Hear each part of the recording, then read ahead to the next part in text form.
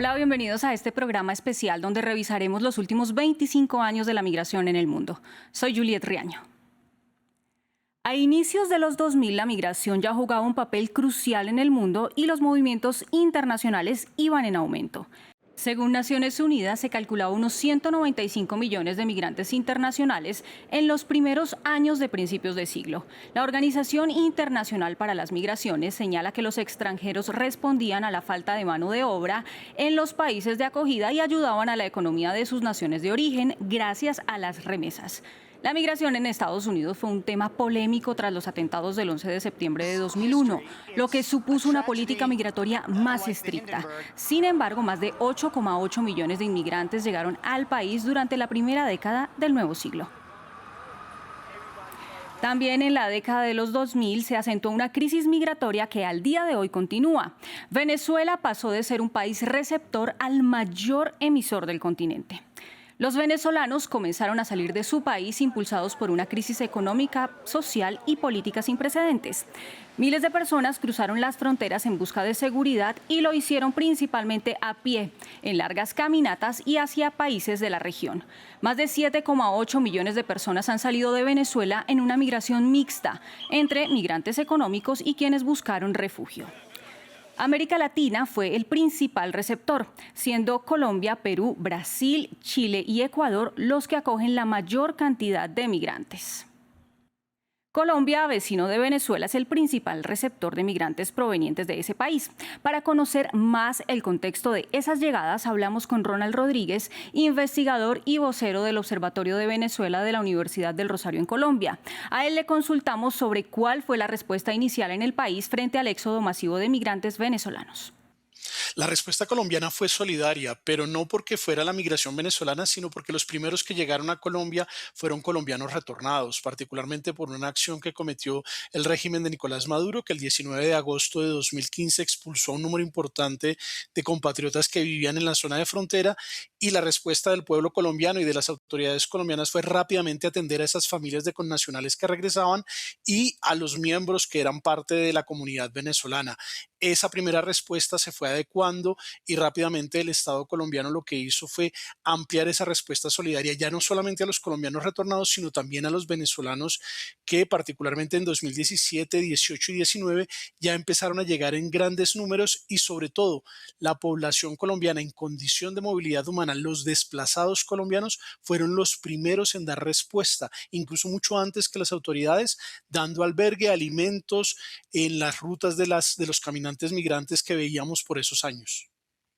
En 2025 se cumplieron 10 años de la movilización masiva de venezolanos hacia Colombia. Sobre los principales desafíos que quedan por delante, Ronald Rodríguez alertó sobre la situación de los menores. Yo creo que el principal desafío es los niños, niñas y adolescentes en el sistema educativo. En 2018 el Estado colombiano decidió que independientemente de su condición de regularización o no, los niños venezolanos tenían derecho a ser parte del sistema educativo y continuar con su proceso de formación.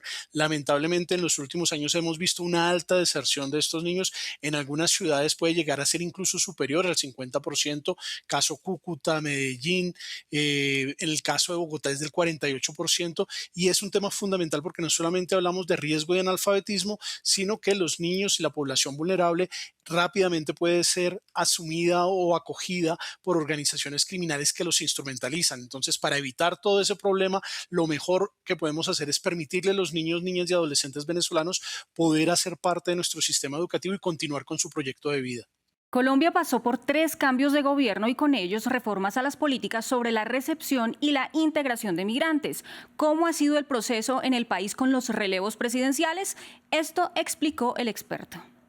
Inicialmente fue una respuesta de atención humanitaria durante el gobierno de Juan Manuel Santos. Después, con el gobierno de Iván Duque, se quiso hacer un proceso de regularización, y con el gobierno del presidente Gustavo Petro se buscaba la integración migratoria. Tristemente hay que decirlo, ante el panorama negativo a la migración en el mundo, que ya no solamente ocurre en Europa o en Estados Unidos, sino que ya incluso lo vemos en nuestro continente, en Chile, la dinámica de criminalización, estigmatización, xenofobia en contra de los migrantes ha venido creciendo. Y creo que el reto más grande que tiene el Estado colombiano es cómo hace la transición de aquellos aquellos ciudadanos venezolanos que ingresaron dentro del Estatuto Temporal de Protección para Migrantes Venezolanos para que puedan hacer ya un proyecto de vida definitivo en Colombia. Recordemos que el estatuto solamente tiene una vigencia de 10 años, si bien es mucho para lo que hay en el ambiente y en la región, la realidad es que ya van 5 años de ese estatuto y hay que empezarse a preguntar cómo hacemos para que esos venezolanos puedan ser parte de la nación colombiana y puedan construir su proyecto de vida de largo plazo en el país. Y en los últimos 25 años se habló de grandes movilizaciones de personas en el mundo en las diferentes latitudes. Una de ellas fue considerado hasta entonces el mayor éxodo en Europa después de la Segunda Guerra Mundial. El tránsito fue terrestre y marítimo, ambos por vías inseguras desde países de Medio Oriente y con destino a Europa. ¿Cómo fue la acogida y cuáles los retos pendientes? Lo revisamos a continuación. Una imagen que habla de una crisis. En septiembre de 2015 el mundo veía con indignación estas fotos. El cuerpo del pequeño de 3 años, Aylan Kurdi, fue encontrado en una playa de Turquía. Era solo uno de las al menos 3.500 personas que murieron ese año tratando de llegar a las costas europeas tras huir de los conflictos en Siria, Afganistán e Irak.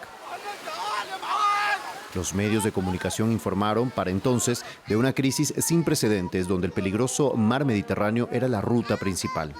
Y las playas griegas revelaban la magnitud de las llegadas.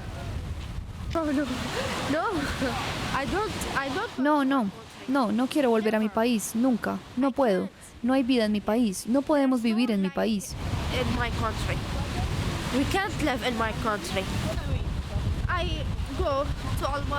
Quiero ir a Alemania, no sé, quiero un lugar seguro para mi bebé.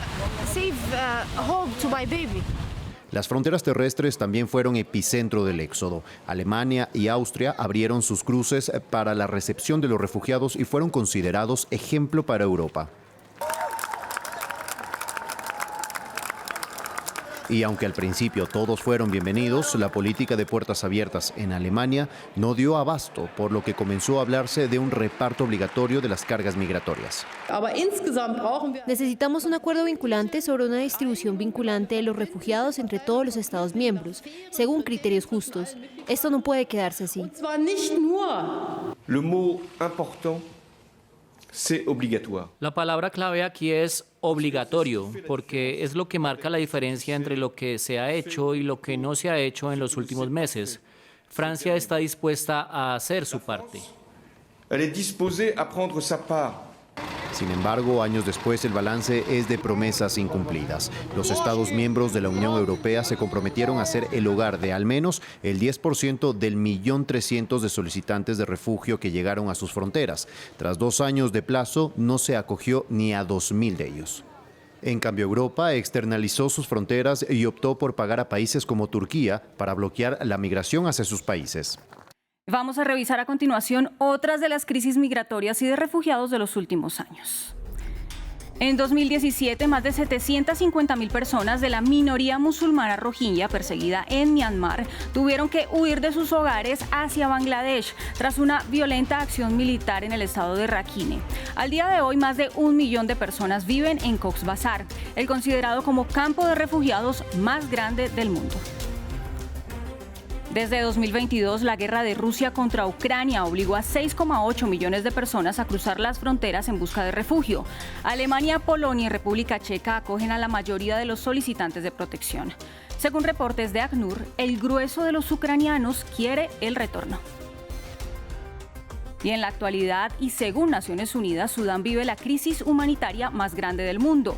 2 años después del inicio del conflicto interno, 3,8 millones de personas fueron desplazadas fuera de su país. Egipto es el mayor receptor, seguido de Chad, Sudán del Sur y Libia.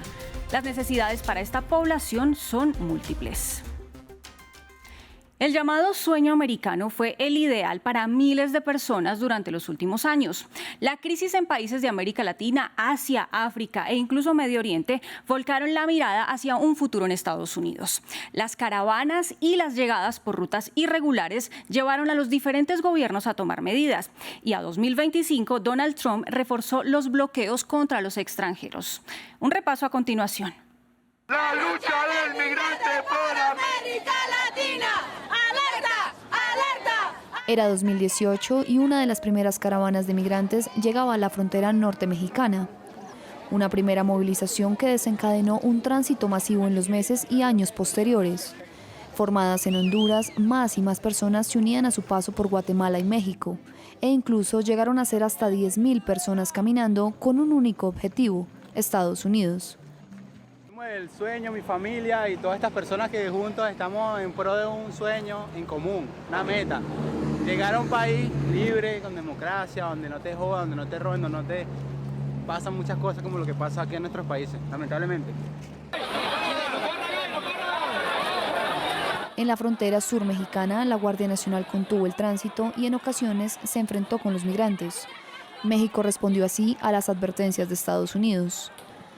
Trump cerró y militarizó la frontera en su primer mandato.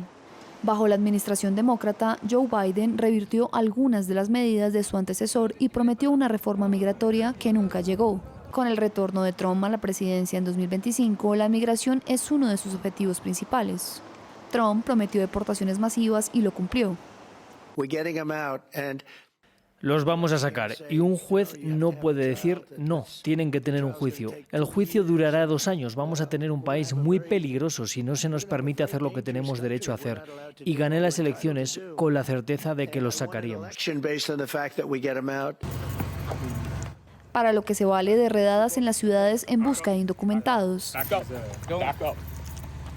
Además, pausó todas las decisiones sobre peticiones de asilo y suspendió la admisión de refugiados. Canceló el estatus de protección temporal para ciudadanos de varios países e informó que revisará las tarjetas de residencia para personas de países que consideró de preocupación.